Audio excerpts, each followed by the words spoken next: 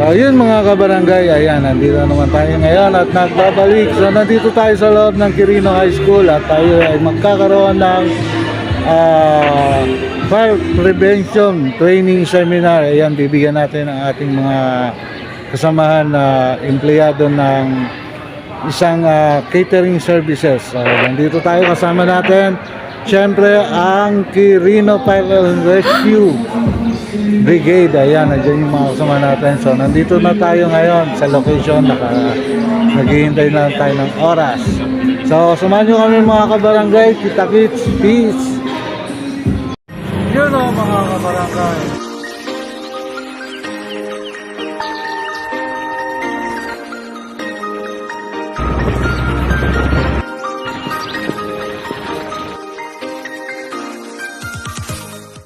So yun na nga mga kabarangay, ayan, nandyan na ang ating mga OICs and officers kasama ang ating mga probis.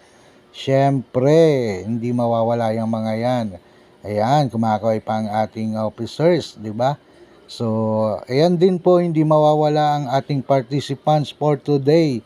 Sila po ay yung mga service crew ng isang catering services na sila po ang bibigyan natin ng training ng fire prevention. Ayan, dahil kailangan po nila yan talaga sa kanilang trabaho, lalo na sila ay laging mga nasa kusina. So dyan magkakaroon din tayo ng mga lecture about dyan. Nandyan din yung ating fire truck, yung mga gagamitin po natin sa training mamaya. Ayan, nagsimula na rin magdasal. Siyempre mas maganda ang bawat ginagawa natin ay sinisimulan sa mga bawat dasal. So para mas maging okay ang lahat.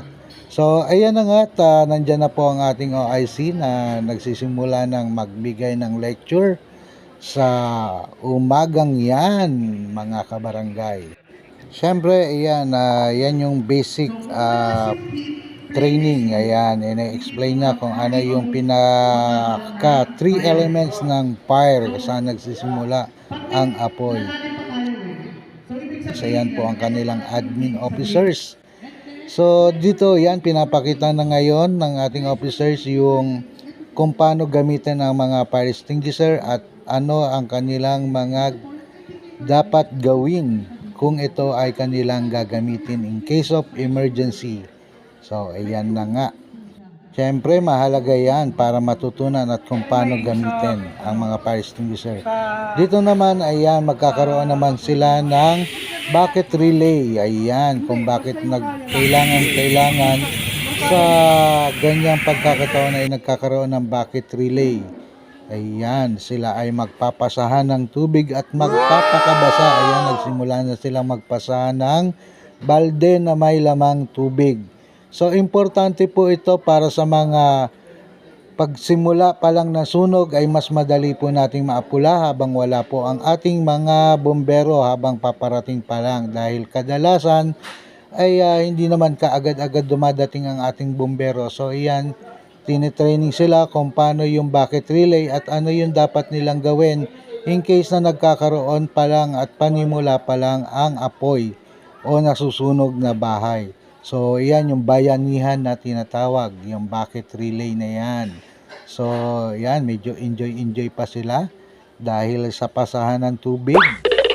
So, ayan na nga, lunod na ang puno, agos. Ayan, napaka-importante po talaga yan, yung bayanihan na yan dahil dyan pa lang po ay may pe-prevent na natin na lumaki ang apoy kaagad. So, ito naman yung group 2. Yan, sila naman ang gagawa niyan. Yung group 2 naman. So, trinay din nila yung bucket relay.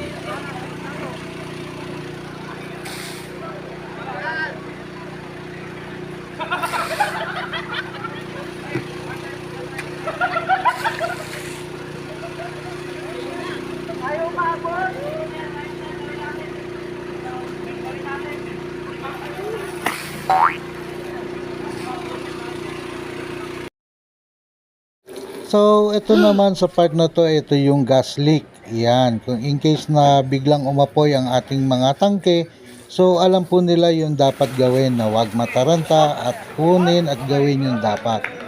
So, ayan. After naman yan, ito yung fire extinguisher na natin kung paano i-operate at paano gamitin ito ng tama na hindi mapupunta yung powder sa inyo o parang magiging mukha kayong espasol yan. Pag ginamit nyo yan, pagka hindi nyo alam gamitin, Sweep. ayan, siguradong magmumukha kayong espasol dyan pagka hindi nyo nagamit ng tama yan. So, ayan yung kanilang gagawin ngayon. Kung paano gamitan ng fire extinguisher. Ayan, si ate, sinubukan niya na.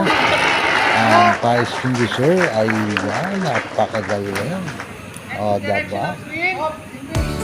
Para in case of emergency, may idea na sila kung paano gamitin ang mga fire hose. Lalo na sa mga building, establishment, ayan. So, kailangan talaga ng alalay dyan dahil pag di ka inalalayan dyan, malamang damputin ka sa sahig, agoy. No, no, no, no.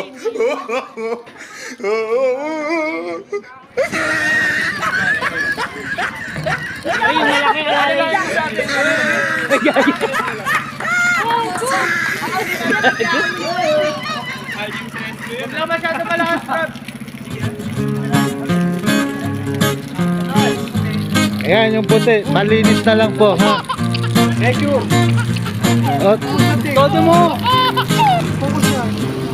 madam, kapitan mo siya, kapitan mo siya. Kapitan mo, kanya kumapit. Bitawa mo yan. Ayan. Oo ba? Yan, tigilan mo siya. Ano yan, siso?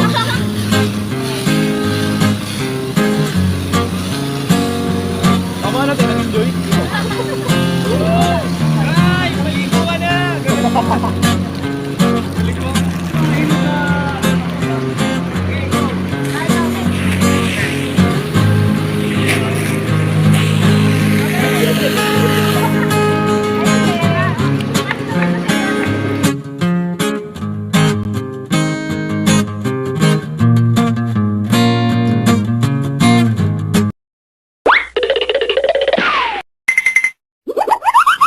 Ayan naman mga kabarangay, yan yung in case na ang apoy ay nasa taas, so alam nila kung paano gamitin at yung proper positioning ng paghawak ng fire hose.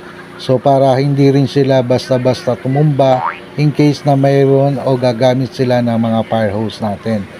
So yan, patuloy pa rin ang kanilang pag-try ng fire hose. So ayan, kahit mga babae po yan, kayang-kaya nila yan na gamitin. So ayan, at dahil tanghali na at naka-break po sila, ayan, kainan muna, tanghali, kain po tayo. Ayan, napakasarap kumain lalo na at may Jollibee. Wow! So ayan po. At mamaya naman ay ang kanilang lecture para sa first aiding. Ayan. So ayan, kain muna.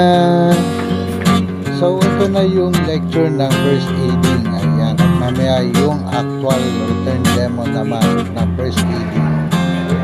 So ayan naman sila sir, ang ating mga medics na makakasama ngayon at sila naman ang magbibigay ng lecture para sa first aiding. Ayan, sila naman, maraming salamat sa ating mga medics po na nandyan na nakasama. Mega love shoutout po sa inyong lahat.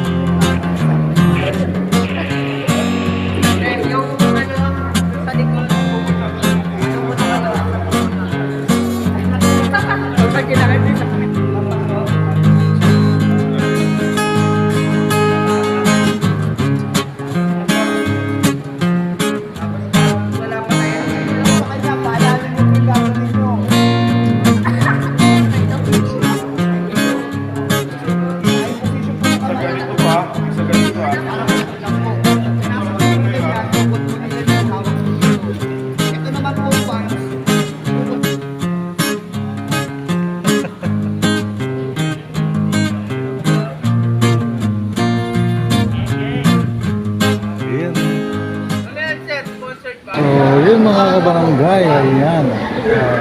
Nandiyan pa rin sila, nagtitraining. So, nandito na lang. Always stay safe. Kita-kits. Peace.